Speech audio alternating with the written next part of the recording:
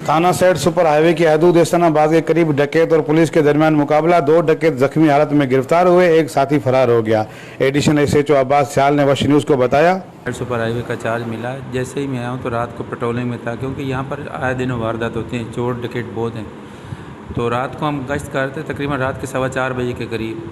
तो ये एहसनाबाद से चढ़ाई रैंप की तरफ जा रहे थे तो एक मोटरसाइकिल पर 3 जवान आए और उनको हमने रुकने का इशारा किया। रात के लेट आवर में कहीं जा रहे थे तो हमने बोला ये ऐसे कैसे जा रहे हैं ना, तो उनकी शक्ल भी ऐसी थी। तो उनको रुकने का इशारा किया तो उनमें से एक बंदा जो बीच में बैठा हुआ तो उसने अंदर से 2 फायर मारे। पहले तो हमारे को अंदाज़ा ही नहीं होगा ये फायर कहाँ से हो रहे हैं ना। फिर उसके बाद जब उसने बाहर निकाला तो हमारे को अंदाज़ा हुआ, हमारा दो बदू मुकाबला हुआ। 2 मुलजमान ज़ख्मी होकर गिर गए।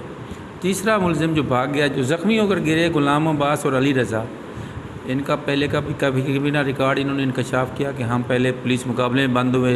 दौरान डकैती मज़ाहमत पर इन्होंने कई लोगों को ज़ख्मी किया। थाना अजमेर नगरी सुराब कोर्ट में ये पहले बंद हो चुके हैं। अभी ये कोर्ट से इश्तियारी हैं।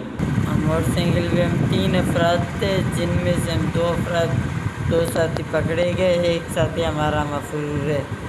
पुलिस ने मजीद बताया कि गिरफ्तार मुलजमान से तफ्तीश, फरार मुलजम की तलाश जारी है। कैमरा टीम के साथ अली बख्श बलोच, वश न्यूज़, कराची।